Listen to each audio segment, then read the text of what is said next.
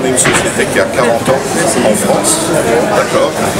On est installé à Créteil, nous avons 135 personnes et on est encore une unité de production qui fabrique des implants oculaires en France. Monsieur Coffin, et du coup, pour les patients, ça se traduit à la fois dans des appareils plus petits et plus efficaces, ce qui est nécessaire médicalement, et un choix.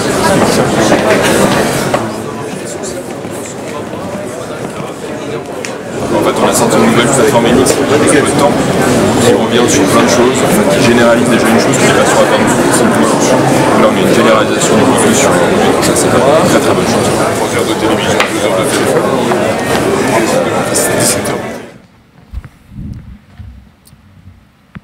Madame la directrice de la Sécurité sociale, chers consoeurs, chers confrères, mesdames et messieurs, c'est avec plaisir qu'avec Éric Bizaguet, président d'honneur du Collège national d'audioprothèse, à vos côtés, Marc Gréco, président du syndicat national de l'audition mutualiste, et Guillaume Flao, président du syndicat national des entreprises de l'audition, nous vous accueillons, Madame la directrice de la Sécurité sociale, pour la première fois à ce congrès.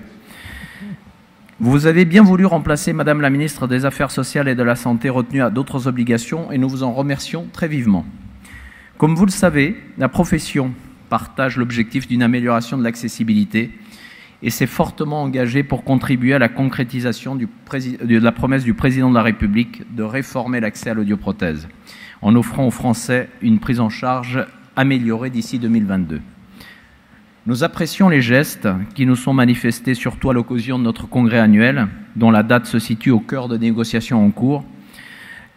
Madame la directrice, nous attachons donc d'autant plus de prix à votre présence aujourd'hui parmi nous et nous vous en remercions très chaleureusement.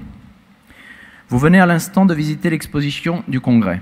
Le progrès, l'innovation, la technicité de notre secteur vous ont été donnés à voir de façon très concrète.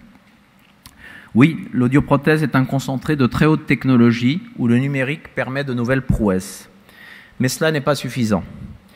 Et cette technologie, aussi sophistiquée et performante soit-elle, n'est rien sans le care, sans la relation, sans le colloque singulier entre l'audioprothésiste et le patient malentendant. L'efficacité de l'appareillage découle d'une construction entre le patient et son audioprothésiste.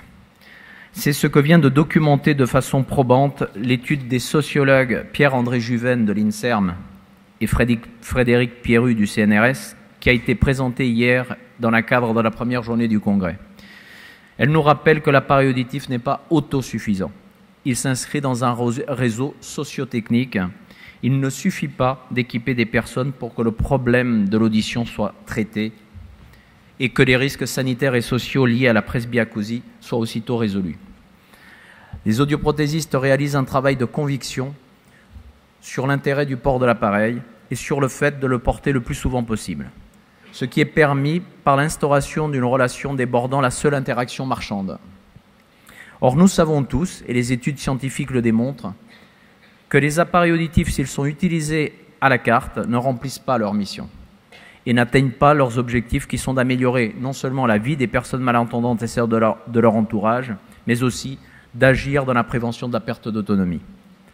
Les liens existants entre le déficit auditif non traité et le risque de dépression, démence et dépendance, les fameux 3D chez les sujets âgés, présentés pour la première fois en 2016 ici même, ont été confirmés par une récente étude de l'INSERM menée par le professeur Amieva et publiée en début d'année.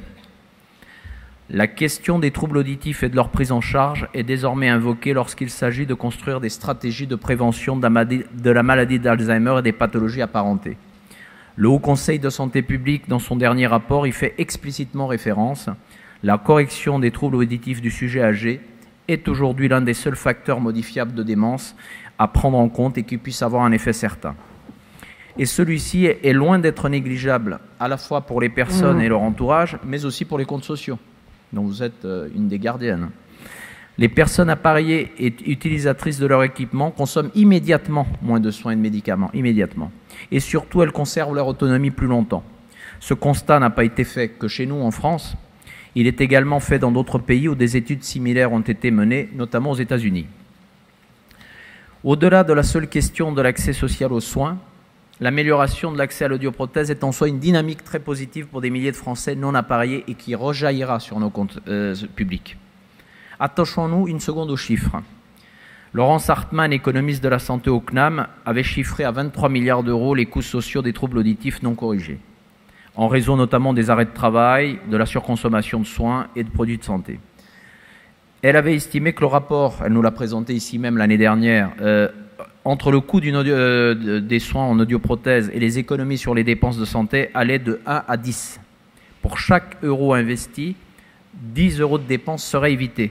Ne cherchez pas, en dehors de la vaccination, aucun autre produit ou bien de santé n'offre un rendement aussi élevé à la collectivité. Et j'ajoute qu'une étude européenne sur le même thème, médico-économique, va être publiée d'ici l'été, qu'on vous enverra bien évidemment dès qu'elle sera disponible. Une chose est certaine, c'est qu'il n'existe rien de mieux pour l'instant, en attendant un jour peut-être les thérapies géniques, pour ce qui concerne l'audioprothèse. Il s'agit de prévenir le déclin cognitif et de préserver l'indépendance des sujets âgés. À l'heure où notre société se penche sur la question du vieillissement, il trouve naturellement sa place dans le registre de la santé publique. Madame la directrice, si nous insistons sur ces différents points, c'est parce que nous sommes au cœur de discussions sur la solvabilisation de l'audioprothèse, comme vous ne l'ignorez pas. Notre profession a voulu dès le début jouer le jeu et être proactive. C'est pourquoi nous avons avancé des propositions concrètes, lisibles, pragmatiques. Elles peuvent être mises en place rapidement. Toutefois, nous insistons sur le maintien d'un financement forfaitaire des appareils et des prestations, ce qui est logique et naturel pour construire l'efficience attendue dans le parcours de soins de l'audition. Or, aujourd'hui, nous sommes inquiets, Madame la Directrice, quand même, par la tournure que prennent certaines discussions qu'on a pu avoir ces dernières semaines. Dans l'agenda très contraint auquel nous sommes soumis, la date des arbitrages s'approchant, certaines des pistes qui nous ont été présentées nous paraissent présenter quelques dangers pour les patients.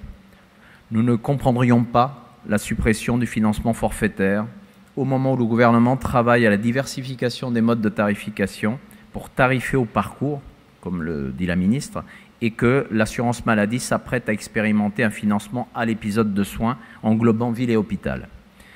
L'indissociabilité appareil-prestation est à ce jour le modèle de tarification dans tous les pays européens.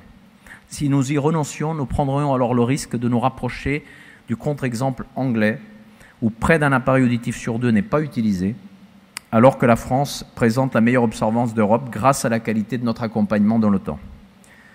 Et que feraient les 2,1 millions de Français aujourd'hui équipés, dont 75% sont des personnes âgées, qui aujourd'hui peuvent accéder à leur audioprothésiste aussi souvent que nécessaire, tout au long de la durée de vie de leurs appareils, auxquels il faudrait expliquer que demain, ils ne le pourront que pour une période limitée, avec des contraintes ensuite. Et ne parlons pas des assistants d'écoute, ces appareils auditifs rudimentaires, délivrés même en grande surface, sans adaptation individuelle ni suivis par un audioprothésiste. Ce serait un mauvais choix sur le plan technique, évidemment, mais au-delà sur le plan symbolique. C'est face au patient une minoration de sa plainte, une réponse du type « do it yourself ». Nous vous le disons franchement, ces pistes pourraient conduire au pire. Ils pourraient conduire à l'instauration d'un anti-modèle de prise en charge, au lieu d'améliorer l'accès à l'audioprothèse et de contribuer efficacement à la santé publique à travers la prévention des 3D, démence, dépendance, dépression, faute d'accompagnement, de qualité de care, il conduirait à une dégradation de la qualité et de la solidarité. Ainsi, les personnes âgées les plus pauvres seraient réduites à se voir fournir des appareils qu'elles ne porteraient pas, tandis que les plus aisés pourraient continuer à pouvoir s'offrir le meilleur de la technologie avec le suivi nécessaire. Pourquoi est-ce grave? Parce qu'un tel choix signerait un choix comptable à court terme, faisant l'impasse sur la prévention à laquelle la ministre est très attachée, comme nous le savons. C'est pourquoi, Madame la Directrice, il ne serait pas possible à notre profession d'accompagner un programme à rebours de notre exercice et de l'intérêt des patients, comportant un découplage appareil suivi. Mais nous pensons que nous n'en sommes encore pas là, et votre présence le prouve, et que le travail doit se poursuivre. C'est pourquoi il semblerait judicieux de desserrer l'agenda pour donner davantage de temps à la discussion et à la construction des outils, c'est-à-dire à la nomenclature. C'est un chantier ardu qui mérite qu'on y consacre le temps et les ressources nécessaires pour bâtir une architecture solide, durable, partagée, mais aussi économiquement viable. Nous voulons avancer avec vous vers une solvabilisation permettant un reste à charge zéro qui préserve la qualité et le suivi et qui s'adresse à la majorité des patients. Dans un tel schéma, les économistes estiment que chaque euro donc investi permettrait de réaliser ces 10 euros d'économie. Tous les pays européens qui ont engagé des améliorations de la prise en charge en constatent les effets. C'est le cas récemment de plusieurs pays limitrophes, la Belgique, la Suisse, l'Allemagne. Très rapidement, nous pourrions permettre à 500 000 malentendants de bénéficier d'un appareillage et d'un suivi de qualité pour atteindre probablement 2,6 millions de personnes appareillées et parmi elles les plus âgées. Cela mérite un effort collectif auquel les audioprothésistes sont prêts à participer, à prendre leur part, mais à condition que l'on respecte le préalable du caractère indissociable de l'appareillage et du suivi, afin de préserver le fer de lance de la qualité dans une optique de prévention. Avec le Collège national d'audioprothèse, le Syndicat national de l'audition mutualiste et le Syndicat national des entreprises de l'audition, tous ensemble, nous sommes prêts à continuer à discuter, à travailler, à co-construire. Nous avons récemment remis de nouvelles propositions concernant la nomenclature, comme vous le savez. Nous vous faisons confiance pour travailler ensemble à une issue positive. Et nous vous demandons pour cela de desserrer cet étau de l'agenda qui pèse sur ce dossier. Je vous remercie.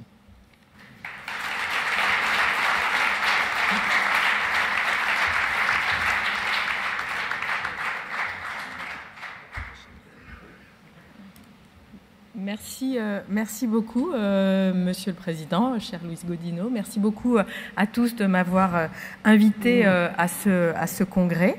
Ça va me permettre également de vous présenter à vous tous les orientations dans lesquelles Madame la Ministre des Solidarités et de la Santé, Agnès Buzyn, nous a demandé de travailler avec vous depuis quelques mois pour mettre en place cette réforme sur le reste à charge zéro.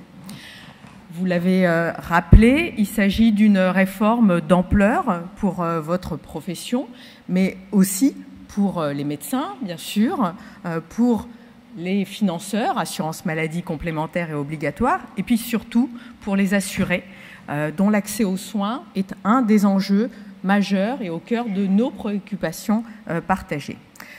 Donc, je vais revenir évidemment plus en détail sur les discussions, les concertations que nous avons aujourd'hui dans le cadre sur le secteur de l'appareil auditif.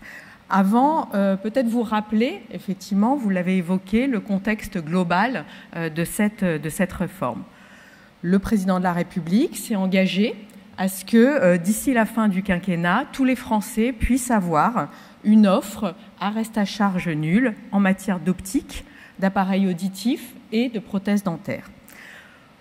Nous sommes aujourd'hui ici conscients tous à la fois de l'importance de ce chantier en matière de santé, en matière sociale, sur le champ des dispositifs médicaux. Et nous savons notamment que pour les appareils auditifs, c'est une orientation qui présente un enjeu majeur pour les personnes âgées, pour la prévention des troubles cognitifs et pour la prévention, du coup, la préservation de leur autonomie. Et nous savons aujourd'hui que les taux de renoncement aux soins pour des raisons financières sont trop importants et qui sont particulièrement importants lorsque les revenus des personnes sont plus faibles. Donc l'objectif, c'est de faire en sorte que l'intervention combinée de l'assurance maladie obligatoire et des assurances complémentaires doivent permettre d'obtenir un reste à charge nul sur un panier de soins que la ministre a elle-même qualifié de nécessaire et de qualité. Donc, c'est-à-dire qu'il faut, à ce moment-là, s'assurer que ce panier de soins réponde à des besoins de qualité médicalement reconnus et évidemment qu'il soit évolutif pour tenir compte de l'évolution des techniques. La liberté de choix des assurés doit être préservée, c'est un élément fort qu'a rappelé la ministre. Et donc, il doit être possible pour tout un chacun de s'équiper et de recourir à des soins prothétiques sans reste à charge, mais il doit être aussi possible pour les assurés, les personnes, de faire le choix d'un autre appareil. Au-delà des questions de remboursement, on voit bien que cette réforme représente un projet global d'amélioration de l'accès aux soins. Et donc, c'est évidemment dans ce cadre que nous ne nous intéressons pas seulement au sujet de prise en charge et de remboursement, mais aussi à des sujets structurants d'organisation de la filière de soins et des sujets également de prévention, puisque comme vous l'avez rappelé, c'est une préoccupation majeure du gouvernement qui y reviendra lundi, et c'est une préoccupation, une implication personnelle de la ministre très forte dans ce domaine. Donc vous voyez, c'est un projet évidemment ambitieux et nous en avons pleinement conscience, d'autant plus que les secteurs se sont organisés depuis plusieurs années dans des configurations où parfois, et c'est le cas aussi dans le domaine de l'appareil auditif, l'intervention de l'assurance maladie obligatoire restait limitée. Et donc c'est des éléments qui vont amener à travailler sur l'organisation des secteurs. Alors, je reviens du coup sur l'activité spécifique du secteur des appareils auditifs. Donc, j'ai, avant cette table ronde, pu participer à une visite de ce congrès, de ce stand, et on voit bien que les évolutions technologiques sont importantes dans ce secteur, qu'elles ont été importantes dans les dernières années, qu'elles continuent à l'être, et que c'est également un secteur sur lequel, vous l'avez rappelé, Monsieur Godinot, nous pouvons nous appuyer sur l'expertise qui est bien reconnue de professionnels de santé, les audioprothésistes, qui travaillent au quotidien pour l'accès aux soins de ces patients. Donc, le rôle central des audioprothésistes dans cette prise en charge et cet enjeu de santé publique est reconnu par tous et ne fait pas débat, et c'est un point très important. Aujourd'hui, le constat, c'est que environ seulement 30% de nos concitoyens qui en auraient besoin peuvent accéder à des appareils auditifs. On peut avoir un débat s'il s'agit de 30-34%, mais on voit bien que de toute façon, c'est évidemment trop peu par rapport à un besoin de soins pour les personnes notamment âgées. Pour une partie, les difficultés tiennent lieu à des difficultés financières, et c'est bien une des raisons de cette réforme. L'appareillage auditif, aujourd'hui, concentre le plus haut taux de reste à charge parmi les 3 secteurs sur lesquels nous travaillons.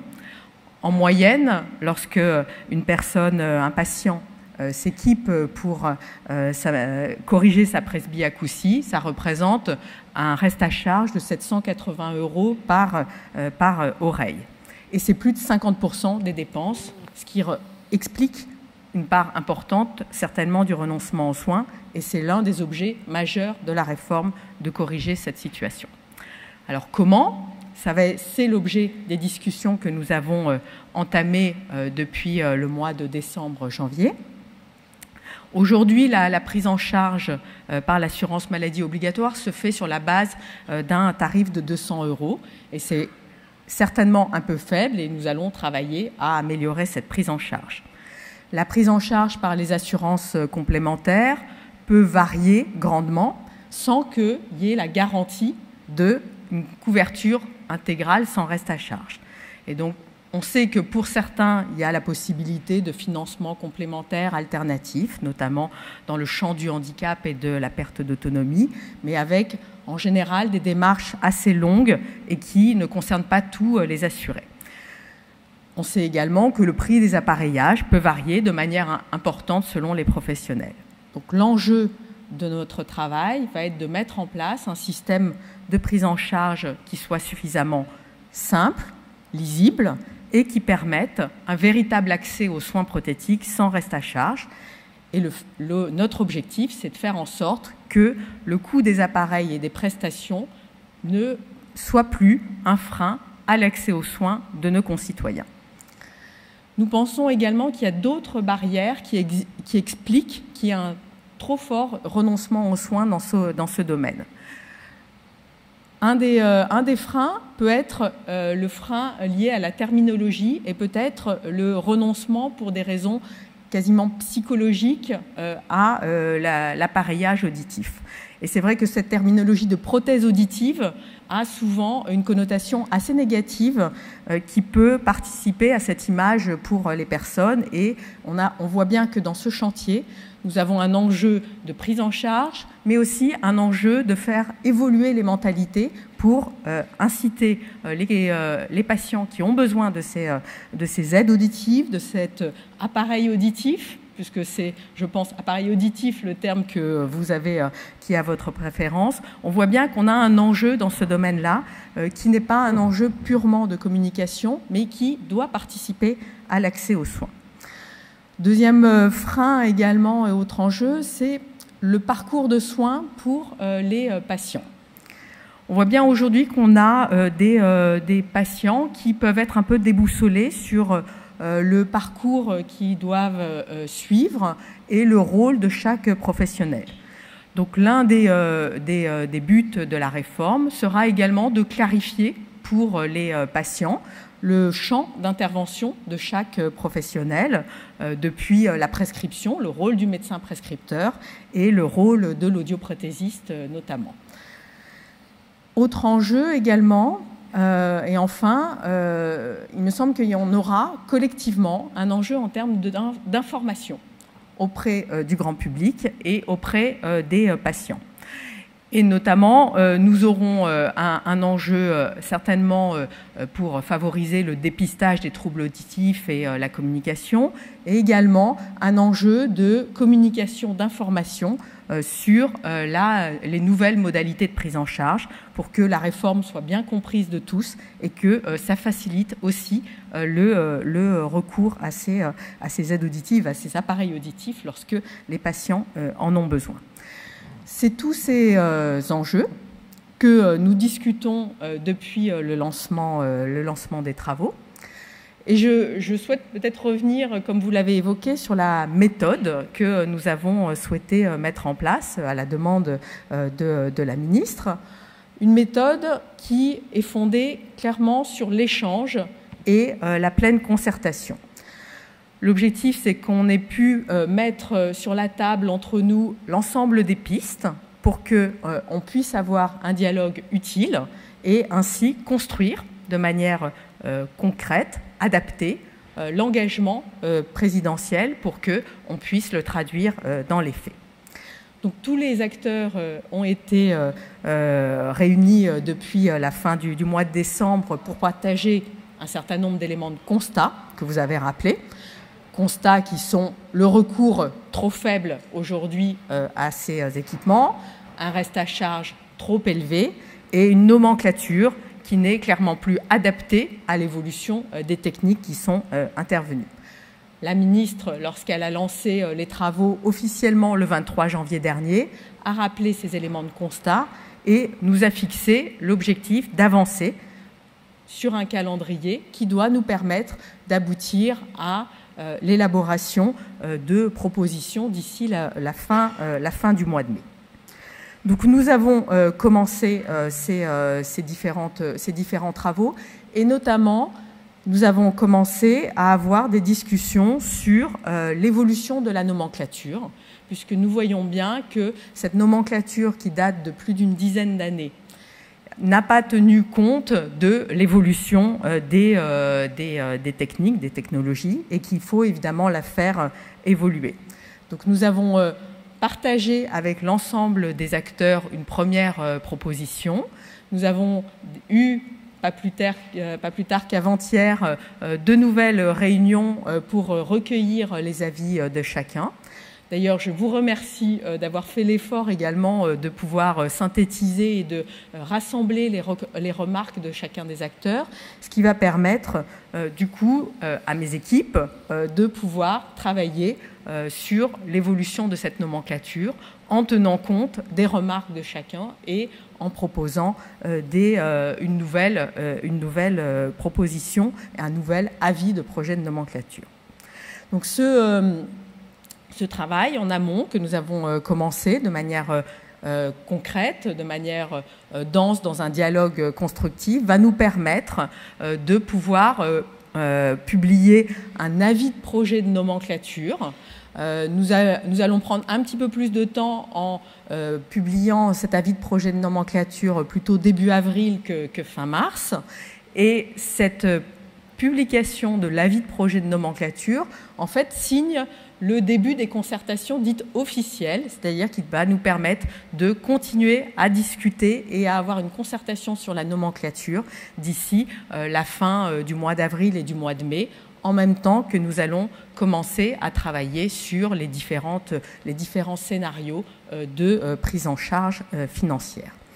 Donc, une des propositions d'ailleurs d'évolution de cette nomenclature, c'est de faire en sorte qu'on puisse associer mieux les patients à leurs soins. C'est une orientation importante qu'il s'agit de pouvoir bien mesurer la qualité réelle des soins telle qu'elle est perçue par les patients et notamment pouvoir continuer à améliorer dans le cadre du parcours de soins des patients la prise en charge de ces aides auditives, de cet appareil auditif. Et on voit bien que ça pourra participer également à l'évolution de la prise en charge, puisqu'il s'agira bien d'avoir un panier de soins qui puisse évoluer avec l'évolution des techniques. Donc nous avons souhaité, et c'est les éléments notamment que nous avons commencé à partager, faire en sorte qu'il puisse y avoir des enquêtes régulières auprès des patients eux-mêmes avant l'appareillage, au bout de quelques temps, pour mesurer l'amélioration apportée dans la correction de leur handicap, et plus loin, au fur et à mesure de la vie de ces patients avec ces aides auditives. C'est bien aussi à la fois un rôle de pouvoir mesurer la qualité perçue, de mieux associer les patients, et puis de faire en sorte que ce panier de soins et cette couverture, elle soit évolutive et que cette nomenclature que nous allons reconstruire, elle puisse également tenir compte ensuite de l'évolution des technologies. Alors, je me permets peut-être aussi de revenir sur un point que vous avez évoqué, sur la place des assistants d'écoute dans cette nomenclature ou pas. C'était des éléments parmi, justement, dans cette méthode où nous avons ouvert toutes les pistes que nous avions soulevées au mois de décembre-janvier comme une interrogation que nous nous posions.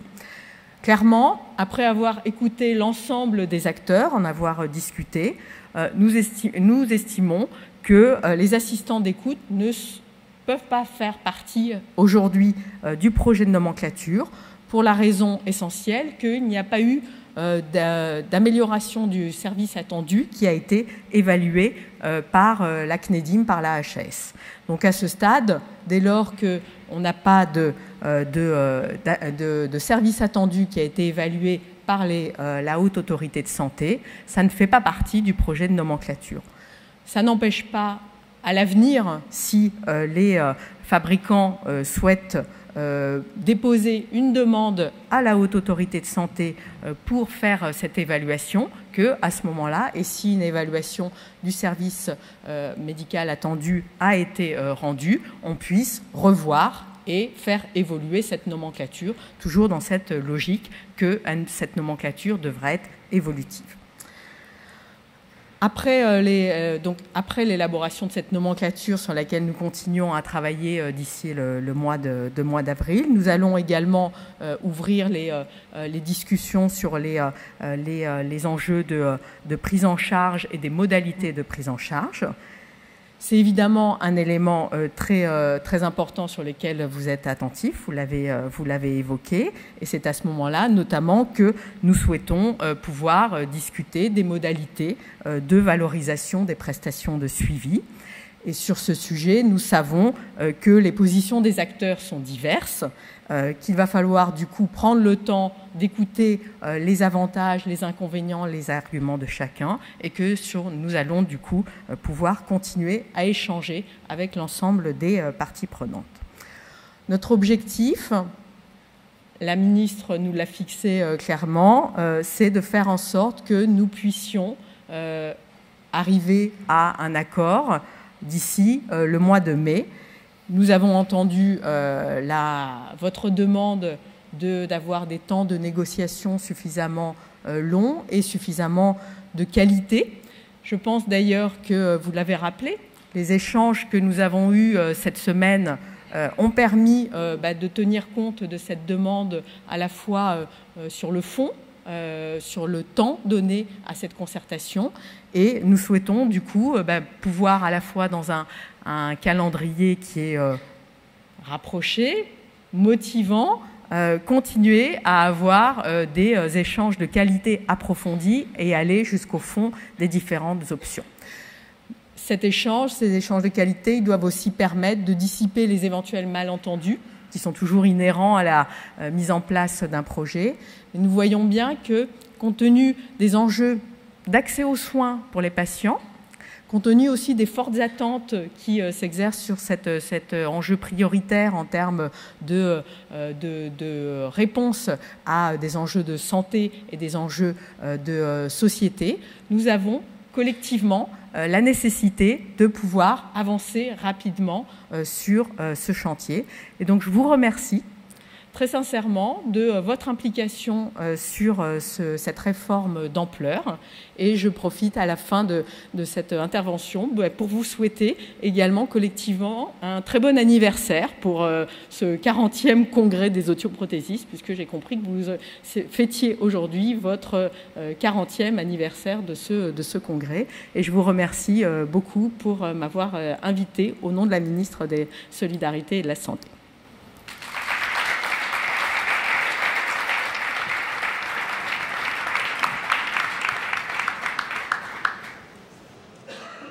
Merci beaucoup, Madame la Directrice. Je crois que vous avez tous compris. On est dans le chemin. Donc, il y a eu tout a été mis sur la table, des choses qui nous ont un peu inquiétés. Mais voilà, je crois que tout est clair. Rien n'est fait. On a beaucoup de travail à faire. Je salue également nos amis du SNITEM qui sont là au premier rang, des bons élèves, parce qu'eux aussi ils travaillent beaucoup de leur côté, puisqu'ils ont une partie industrielle à gérer. Ça, ce n'est pas la nôtre. Donc, merci encore pour cette visite qui sera appréciée. Et nous avons bien entendu et nous serons avec vos services mercredi prochain, si ma mémoire est bonne, tous ensemble. Merci encore.